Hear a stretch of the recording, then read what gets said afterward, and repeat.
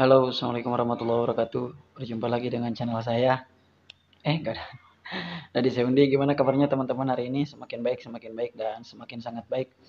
Itu yang saya harapkan dari teman-teman. Mudah-mudahan pada hari ini teman-teman sudah sehat semua, sudah bagus semua, sudah bisa makan enak, sudah bisa tidur nyenyak, dan sudah bisa beraktivitas seperti biasa tanpa ada kendala, tanpa ada sesuatu yang memang teman-teman merasa takut. Ya, seperti itu. Karena memang ya kita selaku penderita anxiety itu merasakan was-was, merasakan ketakutan, merasakan khawatir yang sangat berlebih dengan orang yang normal gitu kan. Nah, teman-teman ya yang sudah bergabung di channel saya ucapkan terima kasih. Kemudian yang belum bergabung, mangga di-subscribe dulu dengan ikhlas ya. Mudah-mudahan ini menjadi salah satu sarana untuk teman-teman minimal mengurangi rasa khawatir teman-teman yang berlebih selama ini gitu kan.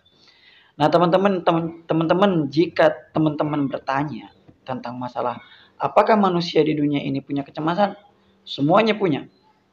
Semuanya ada kecemasan. Cuma kecemasannya di sini tingkatannya berbeda-beda. Ada yang minus, ada yang plus, mungkin ada yang plus-plus gitu kan. Sekarang bayangkan begini teman-teman, ada orang yang memang keberaniannya, tingkat kecemasannya sedikit banget. Ya, kalau kita mungkin mau dengan naik motor kecepatan tinggi, kita khawatir, waduh jangan kenceng-kenceng nih, takut jatuh gitu kan. Nah itu kecemasannya ada berarti, gitu kan. Cuma nggak banyak gitu kan, nggak banyak seperti kita. Ada orang yang misalkan dia bikin tali dari ujung gunung ke gunung, dia naik di atasnya, itu kecemasannya sedikit sekali berarti ya teman-teman. Jadi sedikit banget. Orang yang kayak begitu kan mentalnya luar biasa gitu kan. Ada yang apa ya, naik motor kenceng kayak semacam trail gitu kan. Wah itu juga sama. Pokoknya yang sifatnya yang menantang adrenalin gitu kan. Nah itu kecemasannya memang cenderung sedikit gitu kan. Nah kalau orang yang misalkan, aduh anak gua nih jangan hujan-hujanan, entarnya sakit. Nah itu juga ada kecemasannya, rasa khawatirnya ada. Tapi setelah itu biasa lagi. Kita beda. Beda dengan orang mereka itu. Kita berbeda dengan yang saya sebutkan tadi. Kalau kita itu jadi berbeda sangat dengan orang lain. Kalau kita kan ada rasa di dalam tubuh khawatir, cemas. Ngelihat awan yang warna hitam, khawatir, cemas. Nah, itu khawatirnya berlebihan. Itu kalau itu sangat berlebihan gitu kan. Jadi dalam bahasanya itu pikiranku tak dapat ku mengerti gitu kan. Kok kayak lagu ya? Ya pikiranku tak dapat ku mengerti ya. Begitu memang begitu ya. Jadi sifatnya itu kayak begitu.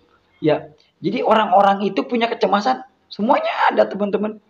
Jadi ketika mereka khawatir, ketika mereka cemas, ada saya yakin. Cuma yang membedakannya itu, ya kecemasannya itu nggak lebih, kata saya juga. Nggak berlebihan, nggak terlalu.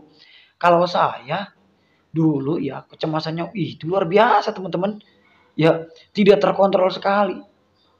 Anak baik sama kita, pengen dipangku, pengen dimanja. Kita udah curiga, kok anak gua nih beda banget nih gitu kan.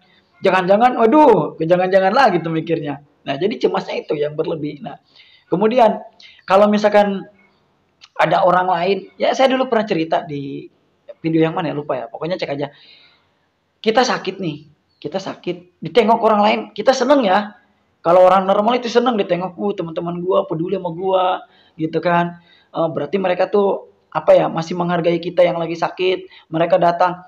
Kalau orang kalau orang dengan kecemasan yang tinggi, bukan begitu mikirnya. Ketika teman-temannya nengok ataupun datang ke rumah kita, waduh, ini teman-teman nengok. Jangan-jangan ini nengok yang terakhir. Nah, itu kan aduh, sesuatu yang memang sangat salah sekali ya. Menurut saya pribadi pun sangat salah gitu. Saya pernah mengalami teman-teman. Kenapa saya bisa cerita begitu ya? Karena saya ngalamin kayak begitu gitu kan. Sangat mengalami dan rasanya juga ya nano-nano banget. Nah, jadi kembali ke kecemasan bahwa memang kecemasan itu timbul memang berbagai macam ya timbulnya itu. Bahkan orang yang terkena GERD juga ada yang dari kecemasan dulu. Kayak saya kan kecemasan dulu nih. Dari GERD saya dari kecemasan ke GERD gitu kan. Kemudian saya anxiety-nya itu saya kelola dengan betul-betul, akhirnya ternyata memang perut saya itu tidak apa-apa gitu kan. Ketika saya makan pedas, ketika saya makan apa juga nggak masalah. Tapi ketika saya cemas, maka perut saya bermasalah. Saya mah gampang banget gitu kan kalau misalkan diidentifikasinya. Saya makan pedas nih, nggak apa-apa serius. Jadi mungkin yang punya WA tuh sering ngelihat postingan saya makan sambal, saya makan lada gitu kan.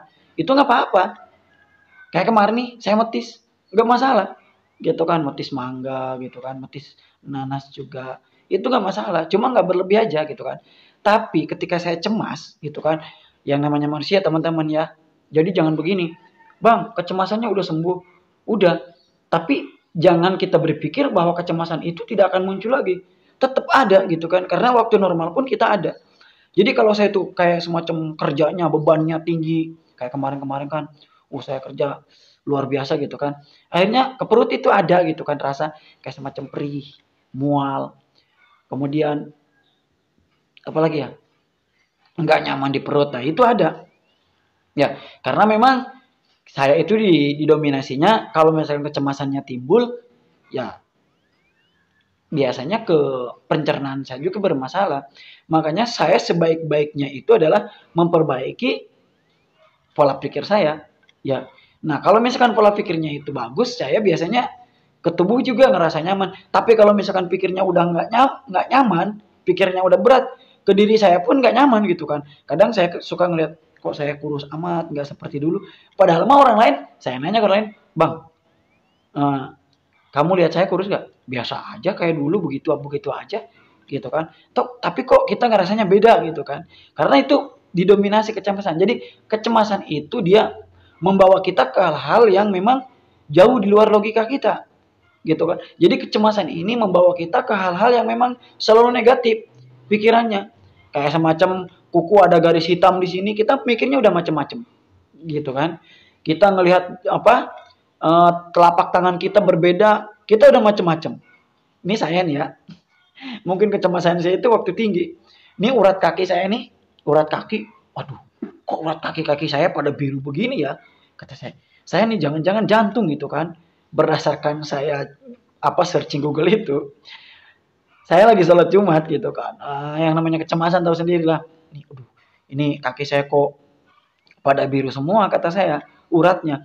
Pas saya nengok ke temen saya satunya lagi, bukan temen sih, ada orang yang Jumatan juga, saya lihat kakinya lebih biru lagi. Loh, saya nanya iseng, lagi sholat Jumat juga saya nanya, karena memang saya lagi butuh diyakinkan waktu itu ya. Bang, kenapa? Itu dia.